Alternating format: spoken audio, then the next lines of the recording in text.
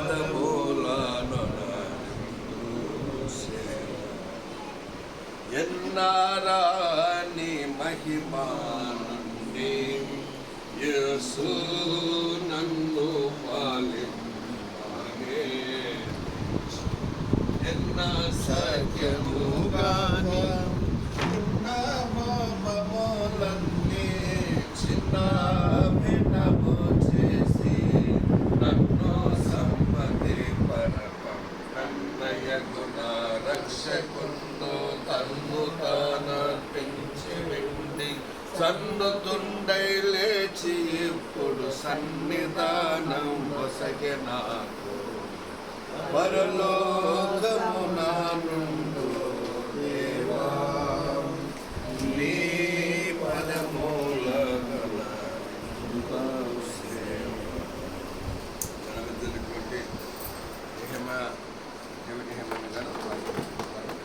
అపొస్తలుల కార్యం గ్రంథము 2వ అధ్యాయం మొదటి 4 వచనాలు. ఈరోజు పెంతెకొస్తు పండుగ కాబట్టి పరిశుద్ధాత్మ పండుగ అదే వాక్యం.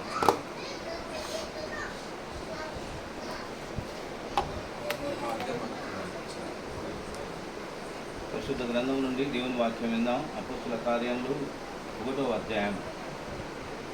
ఓ థియోఫిలా, యేసు తాను ఏర్పరచుకున్న అపోస్తులకు పరిశుద్ధాత్మ ద్వారా ఆజ్ఞాపించిన తరువాత ఆయన పరమునకు చేర్చుకొనబడిన దినం వరకు ఆయన చేయుటకును బోధించుటకును ఆరంభించి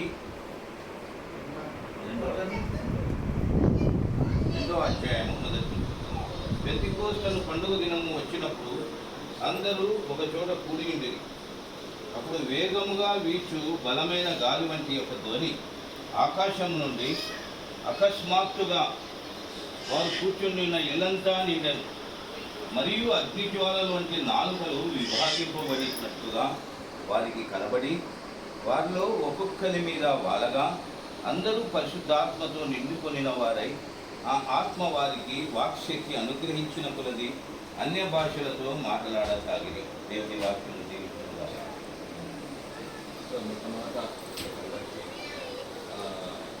పరిశుద్ధాత్మ దేవుని యొక్క పండుగ దినము శుభ ఆశీర్వాదాలు. ఎందుకంటే శుద్ధాత్మ దేవుడు ఏంటి? శుద్ధాత్మ అనేది after Jesus Christ, after ascension of Jesus Christ, holy spirit అనేది చాలా ప్రాముఖ్యం. కాబట్టి ఈ దినము 2000 అనగా క్రీస్తు 30వ సంవత్సరమున పరిశుద్ధాత్మ దేవుడు దిగి వచ్చిన పండుగ దినం. కాబట్టి ఇలాంటి శ్రేష్టమైన దినమున మీరు మా గృహానికి వచ్చినారు, చాలా సంతోషం. పెంతెకొస్తు పండుగ నాడు యేసుస్వామి శిష్యులు ఇంకా క్రేతీయులు, అరబీయులు, లెబానీయులు, తర్వాత గ్రీకులు, ఫ్రిగియా మొదలు దేశాల నుండి అందరూ వచ్చి కూడుకున్నారు. సో ఇప్పుడు కూడా ఒక్కొక్క ఫ్యామిలీ నుంచి వచ్చినారు. వారందరూ కూడుకున్నప్పుడు పరిశుద్ధాత్మ దేవుడు వారిని దిగి వచ్చినాడు. నేను దినము వాట్సాప్లో గ్రీటింగ్స్ పెట్టాను. చంద్రబాబుకి జాతీయ పెడతా ఉంటాను దినము అదే పెట్టాను. పరిశుద్ధాత్మ దేవుడు అగ్నిలాగా దిగి వచ్చి వారి మీద రాలుతున్నాడు నాలుగలాగా. కాబట్టి మీ మీద పరిశుద్ధాత్మ దేవుడు దిగాల దినం. ఎందుకంటే తిరిగివారుగా ఏమైపోతామో మాకు తెలియదని భయపడి దక్కున్నారు శిష్యులు. అలాంటివన్నీ ధైర్యపరిచినాడు పరిశుద్ధాత్మ దేవుడు జ్ఞాపకం వచ్చినాడు. ఓడిపోతామనుకున్న మేము ఫెయిల్యూర్ అయిపోతాము. After Jesus Christ we are nothing. ఎందుకంటే మేము చేపలు పట్టడం వల్ల మాకు చదువురాని వాళ్ళము, మాకు పలుకుబడి లేదు, మాకు రాజకీయం ఏమీ లేదు. మమ్మల్ని చూస్తేనే మా మీద ఎన్నో నిందలు మోపుతున్నారు. తర్వాత మేము యూదా మత సాంప్రదాయాన్ని పాటించడం లేదని మా మీద భయంకరమైన నేరారోపణ చేసి మా గురువునే చంపినారు యేసుస్వామిని అని భయపడి దక్కున్నారు వాళ్ళు. అలా భయపడి దక్కున్న వాళ్ళకు పరిశుద్ధాత్మ దేవుడు ఏమిచ్చినాడు? ధైర్యం. వాళ్ళ ఒక్కొక్కరి మీద రాలినప్పుడు వారికి వాక్శక్తి అనుగ్రహించినాడు. వారు మాట్లాడినారు, ధైర్యవంతులైన. కాబట్టి మొట్టమొదటి మీరు గమనించవలసినది ఏంటంటే ఈ పాస్టేట్ ఎన్నికలలో ఆయా కుటుంబాలకు సంబంధించిన మిమ్మల్ని అందరినీ దేవుడు ఒక చోట చేర్చినాడు. This is more important. మిమ్మల్ని అందరూ ఒక చోట చేసిన చేర్చి మీకు తన పరిశుద్ధాత్మను అనుగ్రహిస్తారు.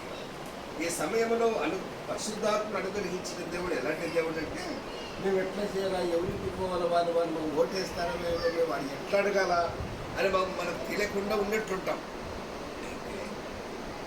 The God of Holy Spirit is the guiding spirit. The God of Holy Spirit is guiding spirit. మిమ్మల్ని నడిపించే దేవుడు పరిశుద్ధాత్మ. తర్వాత మేము ఎట్లా మాట్లాడాలా వాళ్ళ దగ్గర, ఏమని చెప్పాలా వాళ్ళ దగ్గర అని మీరు ఆలోచిస్తే, ద గాడ్ ఆఫ్ ఎన్లైటనింగ్ దేవుడు holy spirit. The God of enlightening god holy spirit అనగా జ్ఞానోదయాన్ని కలిగించే దేవుడు. మీరు ఏ గృహానికి పోయినా కూడా ఆ గృహస్థులతో మేము ఎట్లా మాట్లాడాలా అని మీరు వెళ్ళినప్పుడు మీకు తన దేవుడు మీ దగ్గర ఉంటూ, పరిశుద్ధాత్మ దేవుడు మీలో ఉంటూ ఆ కుటుంబాలతో ఆ ఓటర్స్తున్నారు. యేసువారు చెప్పినట్టు మీరు భయపడొద్దండి, మిమ్మల్ని సభలకు అప్పగిస్తారు, మిమ్మల్ని మేము చాలా ఇబ్బందులు పెడతారు, ఏం మాట్లాడాలని చెప్పేసి మీరు అధైర్యపడతారు. ఏం అధైర్యపడవద్దు. మీరు ఏం మాట్లాడాలో ఆ సమయంలో నేను మీకు తోడుగా ఉండటానికి పంపిస్తాను. పరిశుద్ధాత్మ మాట్లాడతాను. సో పరిశుద్ధాత్మ దేవుడు మిమ్మల్ని నడిపిస్తున్నాడు. రెండోది, పరిశుద్ధాత్మ దేవుడు మీకు జ్ఞానోపదేశం చేస్తారు, ధైర్యంగా వెళ్ళి. మూడవది, పరిశుద్ధాత్మ దేవుడు మిమ్మల్ని ఆదరిస్తాడు. It's a God of counsellor, it's a God of comforter. The Holy spirit